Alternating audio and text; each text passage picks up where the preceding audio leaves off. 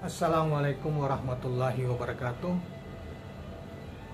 Rekan-rekan sekalian, kembali kita berjumpa di Jejak Semesta 65. Semoga kita semua dalam keadaan sehat walafiat, selalu dalam bimbingan dan pertolongan Tuhan Yang Maha Kuasa.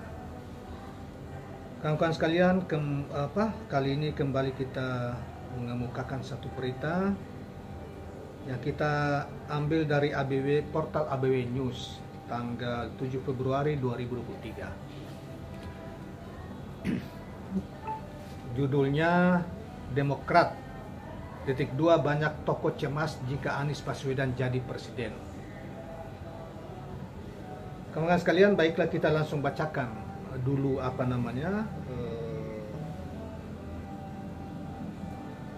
komentar yang atau berita yang dimuat di dalam ABW News ini. Wakil Ketua Umum Partai Demokrat Beni Kaharman mengklaim banyak tokoh sangat cemas apabila mantan Gubernur DKI Jakarta Anies Rashid Baswedan menjadi presiden. Beni mengatakan kecemasan para tokoh dan pemimpin politik itu sudah terlihat setelah muncul berbagai isu yang ditujukan kepada Anies. Banyak tokoh, banyak pemimpin yang cemas, bahkan sangat cemas apabila Anies jadi presiden. Mengapa cemas? Karena ya semua orang tahu Anies itu tokoh yang punya integritas bagus dan komitmen yang kuat tentang pluralisme. Beni menilai Anies merupakan sosok pemimpin yang memiliki komitmen kuat untuk memberantas korupsi. Selain itu, Anies juga dinilai berkomitmen untuk melawan oligarki yang merusak tatanan negara Indonesia. Mereka tahu, karena itu mereka yang tidak menginginkan ini terjadi mulai cemas dan mulai menjagokan boneka-bonekanya, ya kan? Lebih lanjut, Beni menyebut sudah muncul narasi-narasi yang isinya mendiskreditkan Anies, seperti membangun image Anies korupsi hingga Anies gagal membangun DKI Jakarta selama 5 tahun menjabat sebagai gubernur. Kemudian Anies orang Arab, hingga terbaru isu utang piutang yang membawa Anies dan Sandiaga Uno. Beni juga menilai isu utang piutang itu tak perlu lagi dibesar-besarkan ke publik. Saya pribadi melihat ini semua bagian dari agenda-agenda politik kontestasi lah ya. Persaingan-persaingan yang tentu saja menjadi suatu keniscayaan dalam demokrasi elektoral kayak kita ini. Anies Baswedan menjadi salah satu calon presiden yang telah mendapat dukungan dari Nasdem, Demokrat, dan PKS. Ketiga partai ini telah memenuhi ambang batas pencalonan presiden. Di sisi lain, muncul isu perjanjian politik antara Ketua Umum Gerindra Prabowo Subianto dengan Anies pada Pilkada DKI Jakarta 2017, lalu yang dilontarkan oleh Sandiaga Uno. Yang terbaru, Wakil Ketua Umum Partai Golkar Erwin Aksa menyebut perjanjian jelang Pilkada DKI Jakarta 2017 yang diungkap Sandi berkaitan dengan utang Anies ke Sandiaga Uno. Nah, itulah saudara sekalian komentar dari Dr. Beni Kaharman, Wakil Ketua Komisi 3 kalau saya tidak salah DPR RI,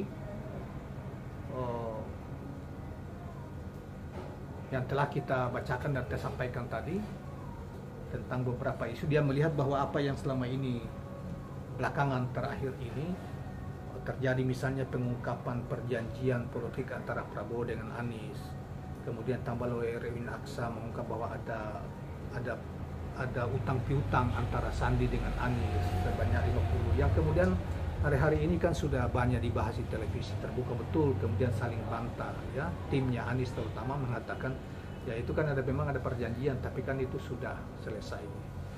Tetapi yang lain kan masih menggoreng macam-macam lah, sudah berkeliaran kemana-mana. Nah, kemudian Prabowo dikatakan bahwa Anies pengkhianat Prabowo, padahal kalau cerita tentang pengkhianat itu ya pengkhianatan ya terhadap rakyat pendukung itu luar biasa, itu Prabowo lakukan dan Gerindra termasuk Sandi lakukan. Sandi itu malah 2 kali melakukan pengkhianatan kalau bicara dalam konteks pengkhianatan terhadap aspirasi rakyat ya. Pertama di DKI, dia meninggalkan karena dia mengincar jabatan lebih tinggi dari itu. Yang kedua, sebagai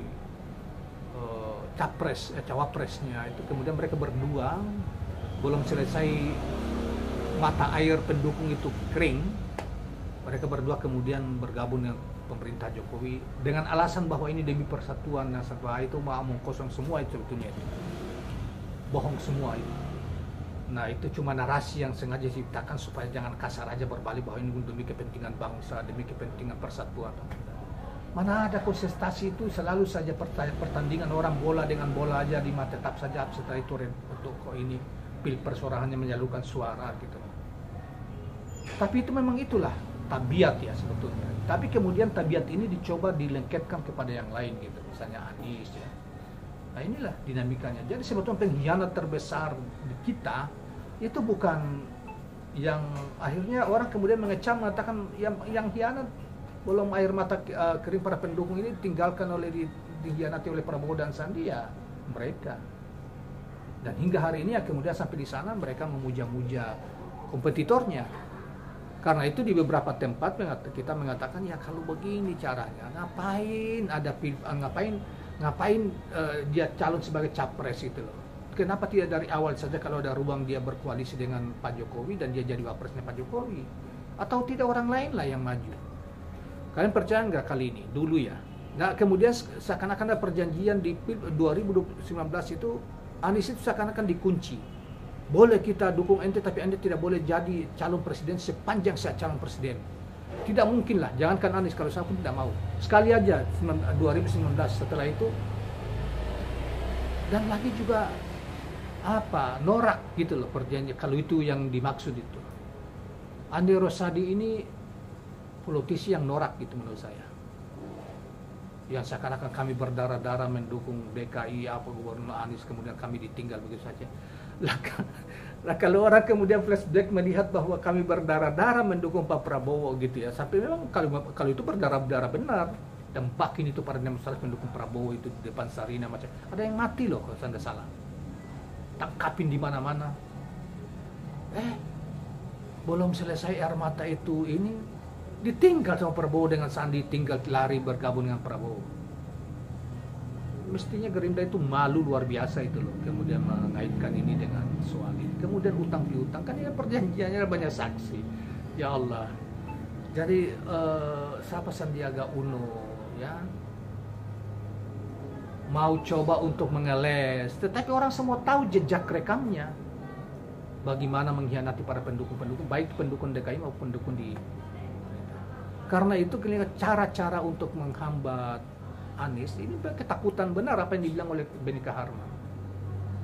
Korupsi terlalu banyak di Republik ini, ketidakberesan banyak di masa pemerintahan Jokowi ini.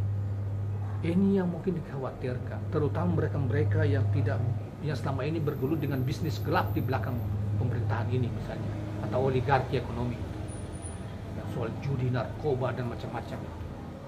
Nah, ini kesempatan itu kemungkinan untuk bersisi mungkin tidak lah, tetapi bayangan bahwa ini akan dikontrol, bahkan dikurangi, bahkan berdampak kurang terhadap bisnis-bisnis yang kotor seperti ini, itu yang ditakutkan oleh kelompok-kelompok yang tidak menginginkan Anies capres, sehingga macam-macam dicari ininya, mulai dari KPK digerakkan, dia isu dilempar, macam-macam, fitnah digoreng, ya, isu digoreng, fitnah digerakkan, macam-macam lah untuk grade Anies itu. Tetapi percayalah, kebenaran adalah kebenaran, dan kezaliman dan kebatilan adalah kebatilan. Kawan-kawan sekalian, demikianlah video kita kali ini yang menampilkan Dr. Kaharman, komentar dari Dr. Kaharman. Mudah-mudahan bermanfaat, dan jangan lupa subscribe, like, dan share channel ini. Assalamualaikum warahmatullahi wabarakatuh.